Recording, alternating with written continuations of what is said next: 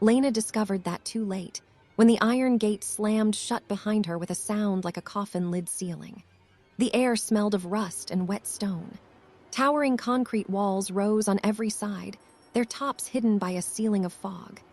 Faded arrows were painted along the floor, pointing in contradictory directions, as if the maze itself couldn't decide where it wanted her to go. A speaker crackled to life overhead. Subject acquired. Trial begins now. Lena spun in circles, searching for the voice. Her heartbeat pounded in her ears. "Who's there?" she shouted. Only static answered. Then a whisper slipped through it, low and distorted. "Run." The lights flickered on. Harsh white bulbs hummed above the corridors, revealing scratches along the walls, tally marks, hundreds of them. Some were deep enough to expose metal beneath the concrete. She started walking, then jogging, then running. The maze twisted unnaturally. Corridors bent at sharp angles that made her dizzy, looping back into themselves. The arrows on the floor changed when she wasn't looking.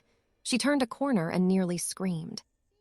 A body hung against the wall, strapped upright with thick black cables. The face was frozen in terror, mouth open mid-scream. Written across the chest in red paint were two numbers. 6-8. The speaker hissed again. Previous subject, non-compliant. Lena stumbled backward, bile rising in her throat.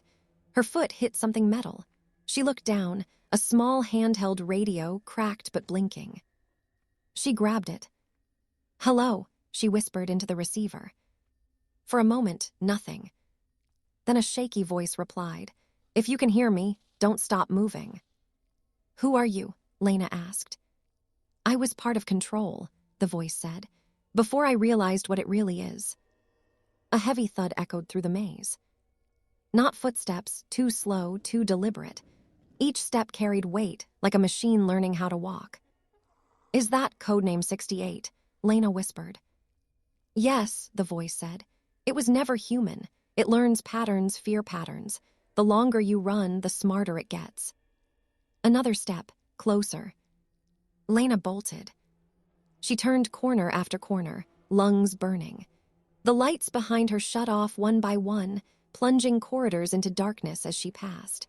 From somewhere far behind came a sound like breathing through broken speakers, ragged, distorted, almost eager. She ducked into a side passage and pressed herself against the wall. The radio crackled. "Hide," the voice said urgently. "It tracks movement first." A shadow stretched across the floor.